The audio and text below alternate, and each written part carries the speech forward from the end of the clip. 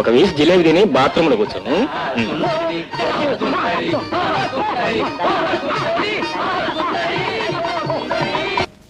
ఒక పక్క మధ్యలో వాయించేవాడా, ఒక పక్క హార్మోనియం వాయించేవాడా, మధ్యలో నువ్వా? నీకేమైనా బుద్ధి ఉందా అసలు?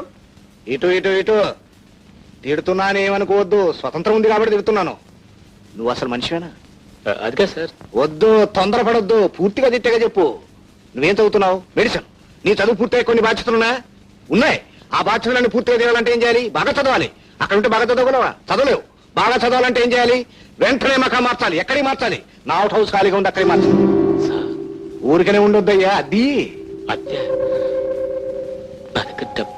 నువ్వివద్దు, నేనిస్తాను, అది నాకు ఇచ్చేయి.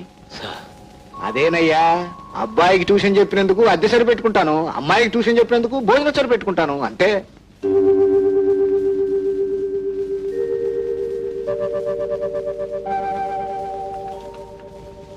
ఎలా ఉంది మీ ఇల్లు?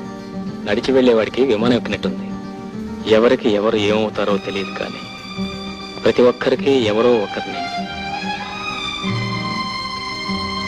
ఆ దేవుడు తోడు పంపిస్తూనే ఉంటాడు. నా అన్నవాడు నన్ను నడి రోడ్డును వదిలిపోయినా ఆ రోడ్డు నుంచి తీసుకొచ్చి దేవాలయంలో స్థానం ఇచ్చారు.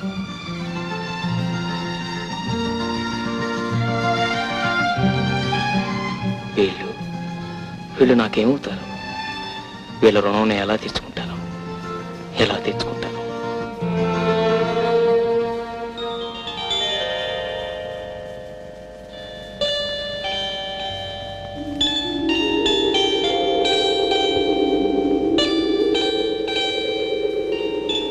అరే గోపి, అదంతా కొయ్యద్దురా, చెట్టు పాడైపోతుంది.